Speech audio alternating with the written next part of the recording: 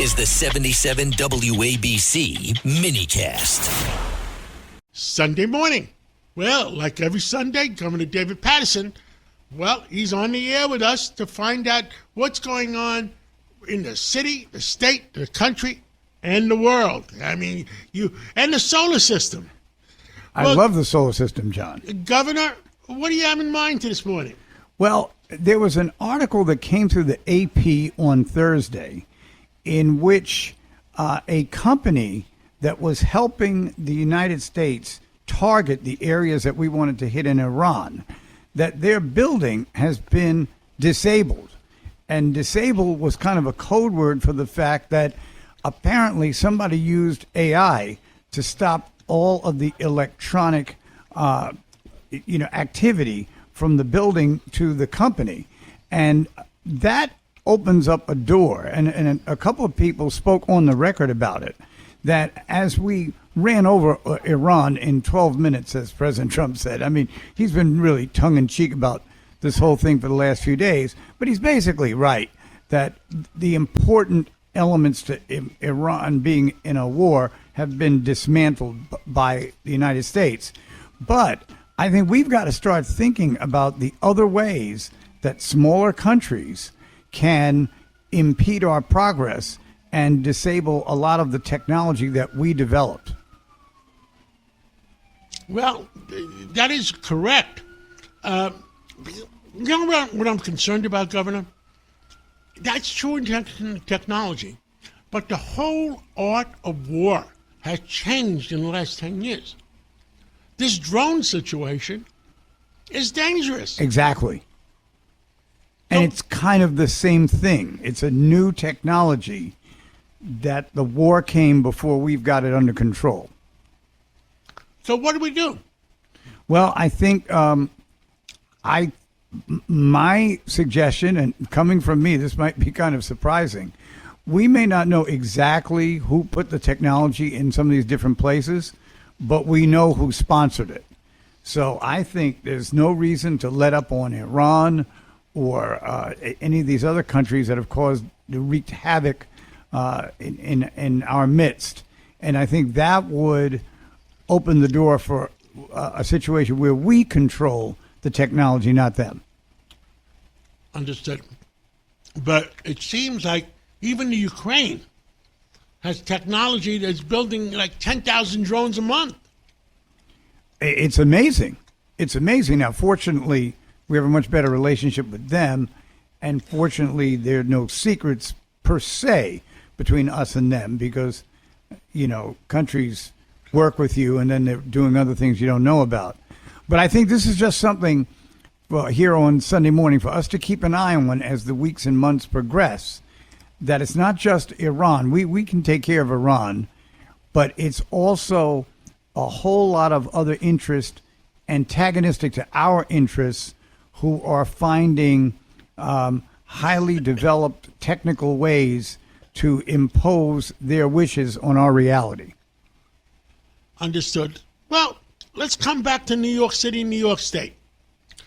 New York City, well, we may have a problem. Moody's is starting to shake in their boots a little bit about New York City bonds. What do you think? I think that's a real problem, and particularly for New York City. The state has, I wouldn't say other options as much as I would say other areas that they can utilize to try to mitigate a large budget. I was able to do it myself when I was there. Cities in a much more difficult situation. They are one step away, from going on the list, as they say. And no one seems to be talking as if that's the case. Certainly not Mayor Mamdani. Governor Hochul has pointed it out. And I think that that the legislative leaders know that this is going on, but it's something that they better get together and really work something out, or we could be sitting around in the middle of June wondering why the budget isn't passed. Understood. The state. What do you think of the state? You think they have things under control? Well, it's interesting because Governor Hochul announced on Wednesday of this past week that we cannot make the payments that were agreed upon in legislation involving environmental justice and the right way to keep the environment safe. She admitted that New York will not have the money at that point to pay that off. Now, this was a good time for her to mention it because she's still got 3 or 4 years to deal with it, assuming that she gets reelected. But I think it was an honest assessment of what's actually going on, as opposed to, when something is really not going to come due for 3 or 4 years and the executive says, we're working on it. She didn't say we're working on it. She said, as of right now, we can't pay it. So I thought that was real honest assessment of the situation. But inevitably, the Republicans and the Democrats, they're the ones that passed the legislation in the first place and was signed by the governor at that time. They're going to have to recognize that some sacrifices need to be made. And I wasn't always very successful getting sacrifices out of the legislature. And when something like this comes up, Governor Hochul or whoever's governor at that time may face that same problem. Understood. Anything else you want to tell the people on a Sunday morning?